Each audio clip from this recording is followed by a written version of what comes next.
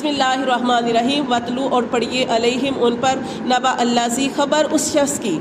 آتینہ جس کو ہم نے دی آیاتنا اپنی آیات فانسلخ منہا تو اس نے چھوڑ دیا ان کو فاتبعہ الشیطان اور وہ پیچھے لگا اس کے شیطان کے فکان پس وہ ہو گیا من الغاوین سرکشوں میں سے۔ تو یہاں پہ ایک واقعہ بیان کیا جا رہا ہے کہ ایک عالم تھا تو وہ اللہ کے اسم اللہ کے نام کے ذریعے اللہ کے اسم کے ذریعے اللہ سے جو بھی دعا کرتا تھا اللہ تعالیٰ اس کی دعا کو قبول کرتے تھے، اس کی ہر دعا اللہ تعالیٰ قبول کرتے تھے۔ تو وہ کیا ہوا کہ جیسے ہم یہ موسیٰ علیہ السلام کی قوم کا پڑھے ہیں، جب یہ قوم جو تھی فرعون غرق ہو گیا تو اس وقت موسیٰ علیہ السلام نے کیا کہا تھا کہ اب اللہ کا بھی حکم تھا کہ اپنے جا کے شام کو اپنے ملک کو آزاد کرایا جائے۔ اب جب اس طرف موسیٰ علیہ السلام نے لوگ بھیجے تو کیا پتہ چلا کہ وہاں پہ قوم جبارین ہے، ایک ایسی قوم ہے، سخت جنگجو قوم ہے اور بڑے طاقت والے ہیں، قوت والے ہیں۔ تو پھر اب وہ لوگ بھی موسیٰ علیہ السلام سے ڈرتے تھے کیونکہ تھے یہ بھی اللہ تعالیٰ کے نبی تھے، ان کو بھی پتہ چلا کہ موسیٰ علیہ السلام بہت طاقت والے نبی ہیں اور موسیٰ علیہ السلام کے ساتھ بہت بڑا لشکر ہے اور یہ جو ہے اس علاقے کو شام کو سرزمین کو فتح کرنے کے لیے آ رہے ہیں۔ اب کیا ہوا، یہ ادھر سے نکل کھڑے ہوئے، ادھر سے ان لوگوں کو فکر پڑ گئی کہ اب موسیٰ علیہ السلام اور ہے بھی وہ اللہ کے نبی اور نبیوں کے ساتھ خاص اللہ کی مدد ہوتی ہے۔ اب یہ جو موسیٰ علیہ السلام آئیں گے اپنی قوم کے ساتھ تو بے شک وہ بڑے جنگجو تھے، بڑے طاقت والے تھے، پھر بھی ان کے دل میں خوف تھا کیونکہ اللہ تعالیٰ نے نبیوں کا خوف بھی لوگوں کے دلوں میں ڈالا ہوا ہے۔ اب انہوں نے یہ لوگ جو تھے اس عالم کے پاس گئے جس کا نام تھا بلعم بن باورا، اس کے پاس گئے، اس سے جا کے کہنے لگے کہ تم جو بھی دعا کرتے ہو اللہ تمہاری ہر دعا کو قبول کرتا ہے، تو آپ نے ایسے کرنا ہے کہ ہمارے یہ موسیٰ علیہ السلام جو ہے وہ ہمیں پتہ چلا ہے کہ وہ ہمارے یہاں پہ آ رہے ہیں اور یہاں سے ہماری نجات کروانا چاہتے ہیں اور یہاں پہ آباد ہونا چاہتے ہیں، تو آپ ہمارے لیے جو ہے دعا کرو اور موسیٰ علیہ السلام کے خلاف بد دعا کرو۔ اب وہ جو تھا وہ عالم جو تھا وہ کہنے لگا، اللہ نے اس کو سمجھ دی ہوئی تھی دین کا اس وقت، مطلب کہ اس وقت اس نے کہا کہ میں تو ایسا کام کبھی نہیں کر سکتا، وہ اللہ کے نبی ہے اور میں نبی کے بارے میں کوئی اس طرح بد دعا کروں، میں تو اس طرح نہیں کر سکتا۔ اچھا وہ چلے گئے، لیکن ان کو دل میں یہ تھا کہ ہم نے بار بار اس کے پاس جانا ہے۔ اب انہیں کہا کہ نہیں، پھر وہ آئے، پھر وہ کہنے لگے کہ نہیں آپ نہ وہ موسیٰ علیہ السلام کے بارے میں بد دعا کرو یا اس طرح جو ہے معاملہ۔ وہ جو تھا نا اس عالم نے کہا کہ دیکھو کوئی بھی کام کرتا تھا تو وہ اللہ سے مشورہ کرتا تھا، اور آپ جانتے ہیں کہ مشورہ کیا ہوتا ہے؟ استخارہ۔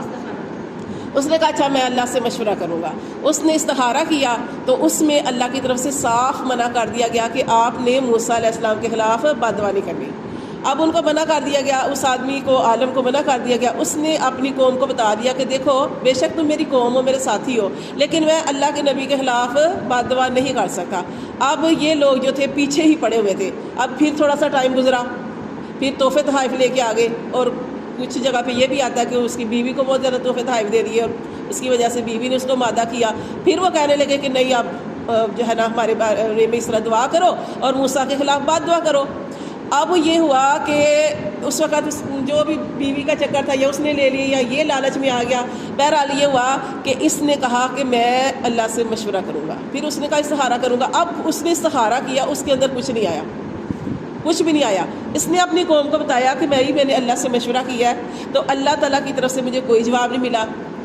خاموشی ہے اللہ کی طرف سے۔ تو پھر وہ کہنے لگے، قوم کہنے لگی، وہ لوگ کہنے لگے کہ اگر دیکھو پہلے بھی تو اللہ نے تمہیں منع کر دیا تھا، اگر اللہ چاہتا اب بھی منع کر دیتا، اس لیے تم یہ کام کرو۔ اب یہ آدمی بھی تیار ہو گیا،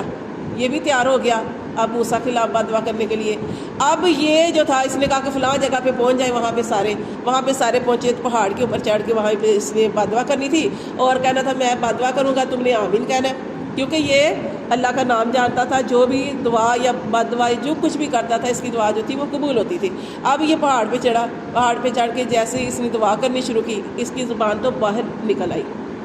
اندر سے باہر ہی آ گئی، اندر سے باہر آ گئی، اور جو موسیٰ کے خلاف بد دعا کرتا تھا وہ بد دعا قوم کے خلاف ہوتی جا رہی تھی، اور جو قوم کے حق میں دعا کرتا تھا وہ موسیٰ علیہ السلام کے حق میں ہوتی جا رہی تھی۔ اب قوم اس کو کہنے لگی یہ کر کیا رہے ہو؟ اس نے کہا میرے اوپر میرا اختیار نہیں رہا، میں کچھ نہیں کر رہا،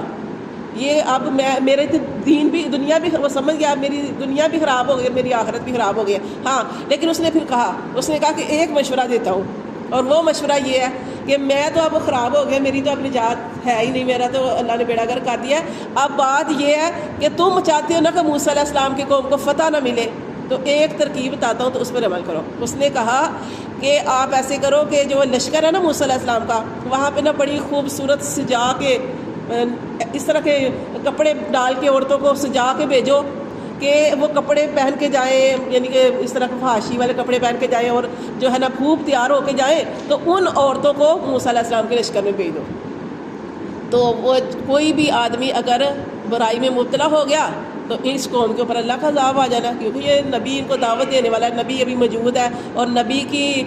جو ان کی سرپرستی میں اس کے باوجود اس طرح کا کام ہو تو یہ پھر ان کی ہلاکت ہے. اب اس نے یہ طریقہ بتایا, اس نے کہا اگر کوئی بھی اس میں کام میں مبتلا ہو گیا تو وہ قوم کبھی بھی فتح نہیں پا سکتی, کہ جس قوم کے اندر بے حیائی ہو جائے وہ قوم کبھی فتح نہیں پا سکتی. اس نے یہ بھی بتا دیا. اب یہ کیا تھا, اس نے ایسے کیا, اس کی قوم نے ایسے کیا کہ اپنی جتنی بھی خوبصورت لڑکیاں تھیں نا ان کو ایسے ہی کپڑے پہنا کے تو وہ خوبصورت سجا سجو کے تو اس قوم میں بھیج دیا, وہاں لوگوں کے پاس بھیج دیا. اب کہتے ہیں کہ اس وقت موسیٰ علیہ السلام بھی اس وقت نہیں تھے, تو ان کے جو آگے کوئی اور منشی وغیرہ جو بھی ہوتے ہیں وہ بھی نہیں تھے. تو اس وقت کیا ہوا کہ ایک آدمی,